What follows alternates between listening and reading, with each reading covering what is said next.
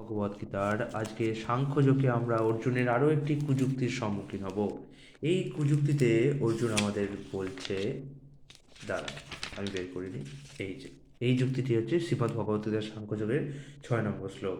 এই কুযুক্তিতে অর্জুন বলছেন, ন চৈতদ বিদ্মা কত্তরন্ন গড়িয় যদ্বা জয়ম যদিবা নো জয়েষু জানেব হত্বা না জিজিবিষামশা দেহাবস্থিতা প্রমুখে ধৃতরাষ্ট্রা।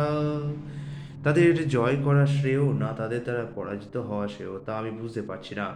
আমরা যদি ধৃতরাষ্ট্রের পুত্রদের হত্যা করি তাহলে আমাদের আর বেঁচে থাকতে ইচ্ছা করবে না, তবুও এই রণাঙ্গনে তারা আমাদের সামনে উপস্থিত হয়েছে।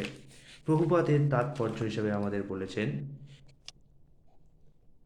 যুদ্ধ করাটা যদিও ক্ষত্রিয়ের ধর্ম, তবুও অর্জুন স্থির করতে পারছিলেন না যে সেই অনর্থক হিংসাত্মক যুদ্ধে রত হবেন কিনা বা ভিক্ষাবৃত্তি গ্রহণ করে জীবন ধারণ করবেন। তিনি যদি তার শত্রুদের পরাজিত না করেন তাহলে ভিক্ষা করে জীবন ধারণ করা ছাড়া আর কোনো পথ থাকবে না। আর তাছাড়া যুদ্ধে যে কোন পক্ষের জয় হবে তার কোনো নিশ্চয়তা ছিল না।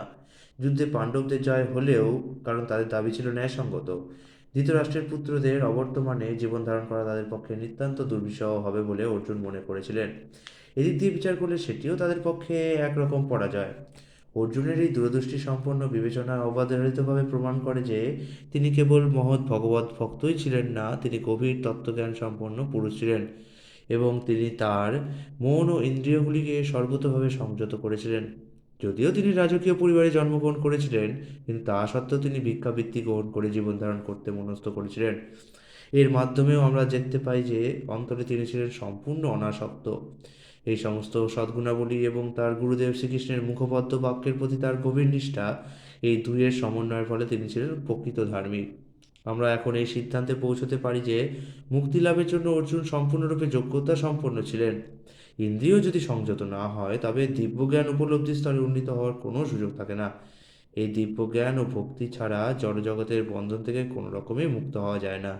অর্জুনের এই সমস্ত গুণাবলী দ্বারা ভূষিত ছিলেন এবং সেই সঙ্গে ছিল জাগতিক সম্পর্কিত অস্বাভাবিক গুণাবলী। আগামীকাল আপনাদের পড়াবো অর্জুনের দেওয়া 7 নম্বর যে যুক্তি বা এই সাংখ্যযোগের 7 নম্বর শ্লোকটি। হরে কৃষ্ণ।